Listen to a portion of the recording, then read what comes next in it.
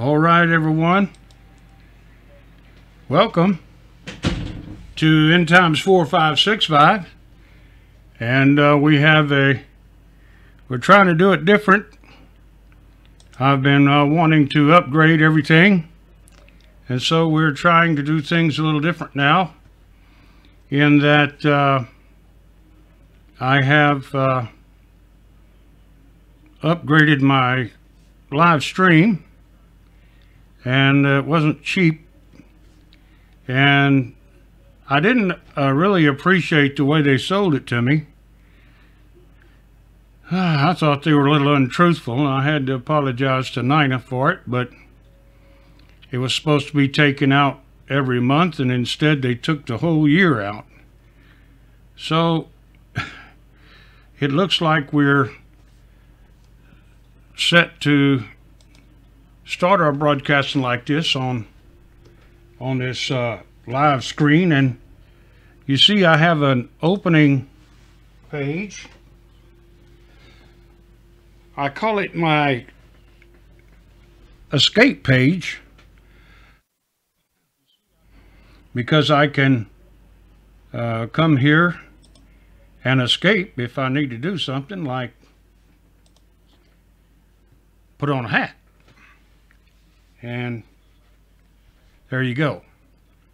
Also, I'm getting notifications that my CPU is soon going to begin smoking. Apparently, I have quite a few things running here at the same time, so at any time the live stream could probably crash and burn. Now, I have it on another computer for the chat, but I don't see it. Either that or nobody's logged in, which I guess that's possible on the live stream. So with that being said, let me double check my Mixler. Mixler's running fine. Okay, also we have access here to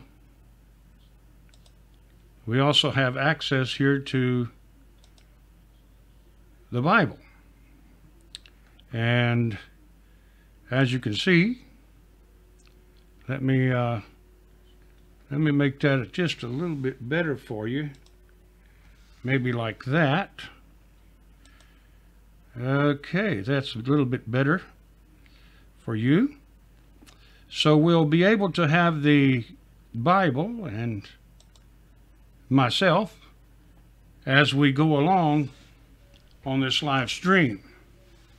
Unfortunately, I didn't have enough time to put it all together and give you the headlines that we're going to be discussing this evening.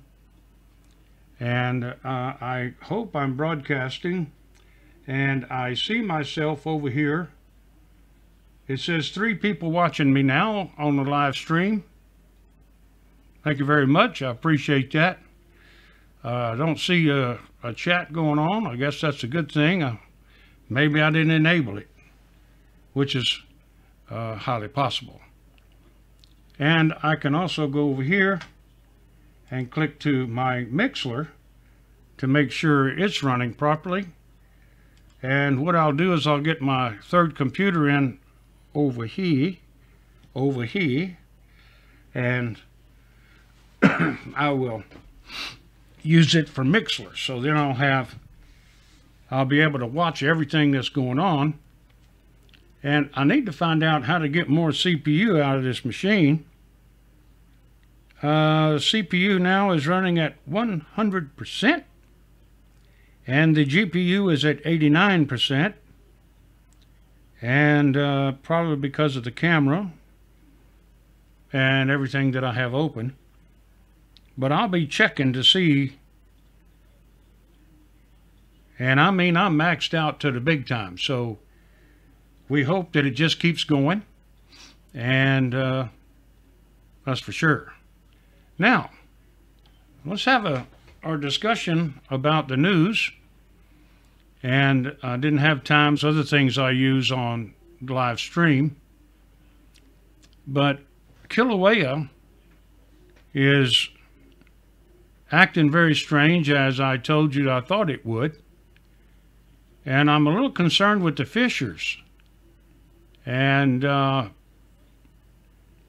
with the caldera, especially with the volcano eruption that we had this morning at a 5.6.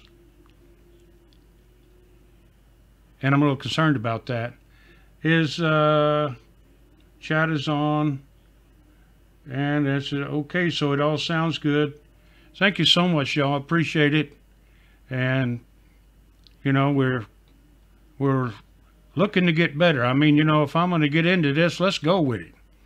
And Sister Terry said that I needed to put this on my YouTube. And so this is how I've decided to do my YouTube now. And I'm working on it to get it a little better for you. And once I learn how to run this program, like I just got it this morning, and I just basically got what I needed to run this evening. Now, I go, it keeps warning me that I'm going to crash and burn. Lord, keep your hand on this equipment. Keep it going in Jesus' name. I go to the doctor tomorrow, and I have to be there at early in the morning. I guess I have to be there at 7 o'clock a.m., which it's almost a 2-hour ride. So we're going to have to leave early. So no program tomorrow. Now, if I get to come home after the doctor's appointment, I'll be on tomorrow evening. And we'll discuss what everybody said.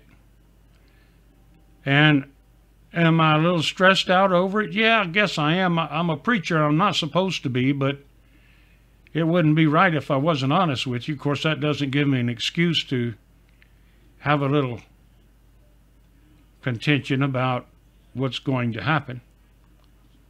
And, you know, I know it's all in God's hands for sure. So we're just going to trust the Lord to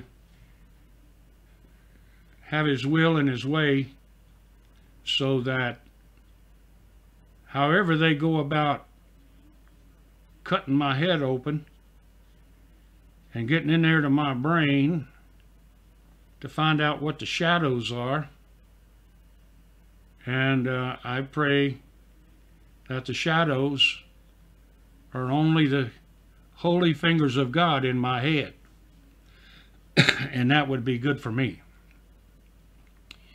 I don't think I'll have surgery tomorrow because I have to go 3 or 4 days without my blood thinners. So I expect that that they'll give me time to get off of that and prepare. And I have to quit taking a couple of other of my pills, which is okay by me, and get ready to go in. But I am, you know, ladies and gentlemen, things you never expect, you know. That's how we learn to trust God, isn't it?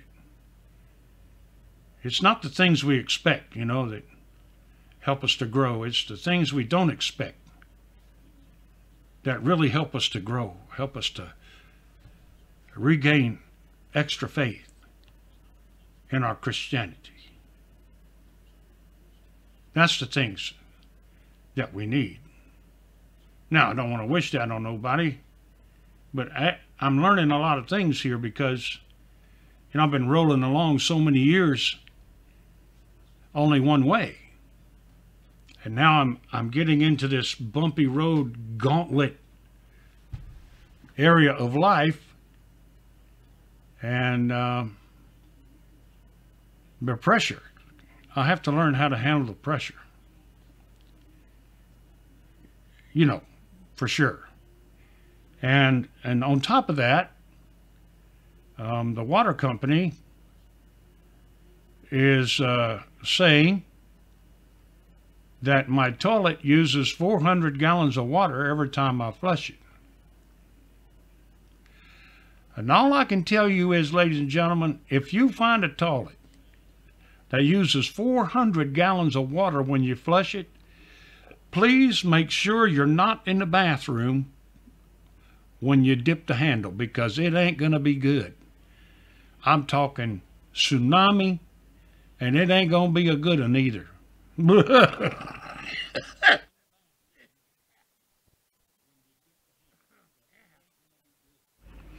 Yeah, I made myself cough on that one, didn't I? Okay.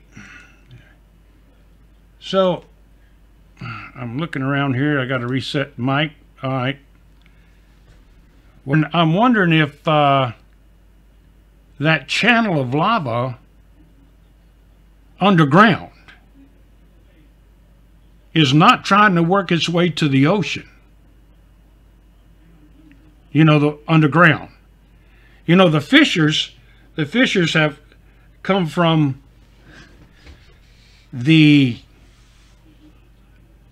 because the main caldera fell in, and so that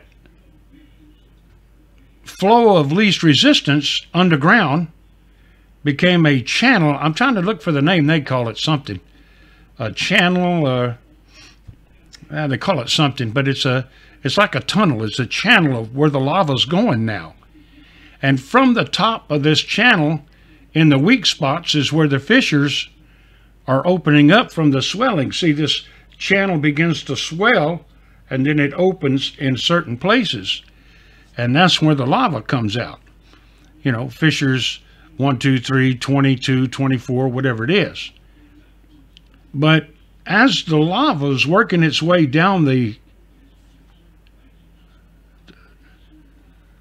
tunnel, I wonder if it's not trying to work its way to the lowest point, which would be in the ocean. Now we see what will happen when the lava's on top of the ground and goes into the water. Man, that's a mass of steam, that's for sure, and power. My question is, what would happen if that tunnel was to burst out underwater, say 30, 40 feet deep? Oh man, I don't know if I even want to think about that. I mean, something to think about, and come to consider. And then on the other hand, the earthquakes in the caldera are running 5 point every day, and they're expecting this next one to be bigger in the next 24 to 48 hours, in which I completely expect, as the deformation begins to swell up at the top of the caldera. You know, it could happen. A massive explosion in the caldera. But what if it sloughs off, the whole caldera falls in, and completely plugs up the caldera? Well, then it's going to erupt through that tunnel. Now you might say, well, it's probably going to stop. Now that would be good news. Now they say Fugo has stopped erupting. But I say, don't let your guard down around Fugo. And if Fugo did stop erupting, you better keep your eye on Pompicelli, because it's next down the line. Once again, with all these things happening in the earth, we are brought to bear upon scriptures that tell us prophetically that these things will happen. Now, I don't want to render that all over again, as we went over that yesterday. But now today I want to talk about the people. The people in the Middle East, where things seem to be cooking again. And I want everybody to know that I'm not completely against the Palestinians. No. You know, the thing about the Palestinians is they have their own land right now. They got their own little country. Excuse me, their own little country over there, nation called Gaza. That was readily given to them. And they had an opportunity, being a seaport right on the Mediterranean Sea. And they had a border with Egypt. And they had everything initially that they needed to build a nation of strength, economy-wise, technology-wise, production. They had access to water. I mean, ladies and gentlemen, well, you would say, well, that's seawater. There's many ways to take the salt out of the seawater, then to purify and sell the salt and use the water for irrigation.